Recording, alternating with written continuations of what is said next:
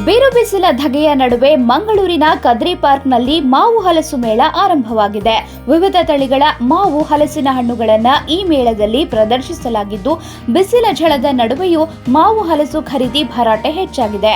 ಬಿರು ಬೇಸಿಗೆಯ ನಡುವೆಯೇ ನಗರದ ಕದ್ರಿ ಪಾರ್ಕ್ನಲ್ಲಿ ದಕ್ಷಿಣ ಕನ್ನಡ ಜಿಲ್ಲಾಡಳಿತವು ಜಿಲ್ಲಾ ಪಂಚಾಯತ್ ಹಾಗೂ ತೋಟಗಾರಿಕಾ ಇಲಾಖೆಯ ಸಹಯೋಗದಲ್ಲಿ ಮಾವು ಹಲಸು ಮೇಳ ಆಯೋಜಿಸಿದೆ.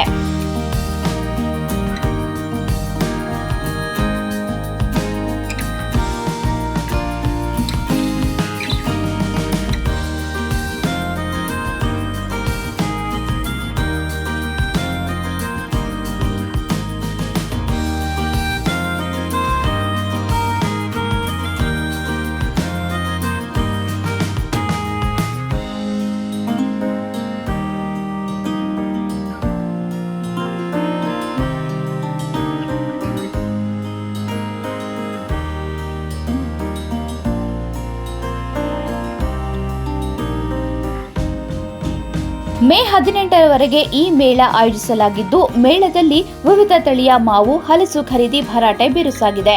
ನೈಸರ್ಗಿಕವಾಗಿ ಹಣ್ಣಾಗಿಸಿದ ಹಣ್ಣುಗಳನ್ನೇ ರೈತರು ಮಾರಾಟ ಮಾಡುತ್ತಿದ್ದಾರೆ. ರಾಮನಗರದ ವಿವಿಧ ಭಾಗಗಳ ರೈತರು ಸಾವಯವವಾಗಿ ಬೆಳೆದ ಮಾವು ಮತ್ತು ಹಲಸನ್ನ ಮೇಳದಲ್ಲಿ ಪ್ರದರ್ಶನ ಮತ್ತು ಮಾರಾಟಕ್ಕಿಟ್ಟಿದ್ರು. ಬೆಳಿಗ್ಗೆ 9 ಗಂಟೆಯಿಂದ ರಾತ್ರಿ 9 ಗಂಟೆವರೆಗೆ ಮೇಳ ನಡೆಯಲಿದೆ.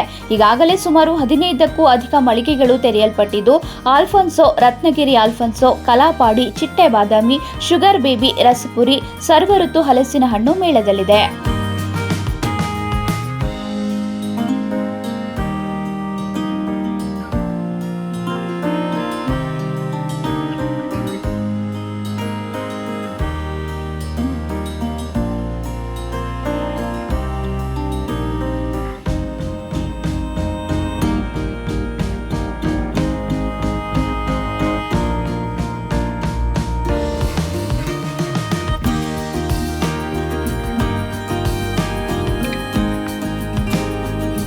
ಮೇಳದ ಮಳಿಗೆಗಳಲ್ಲಿ ನೇರವಾಗಿ ರೈತರು ತಾವು ಬೆಳೆಸಿದ ಹಣ್ಣುಗಳನ್ನು ಗ್ರಾಹಕರಿಗೆ ಮಾರಾಟ ಮಾಡಲು ಅವಕಾಶವನ್ನ ಕಲ್ಪಿಸಲಾಗಿದೆ.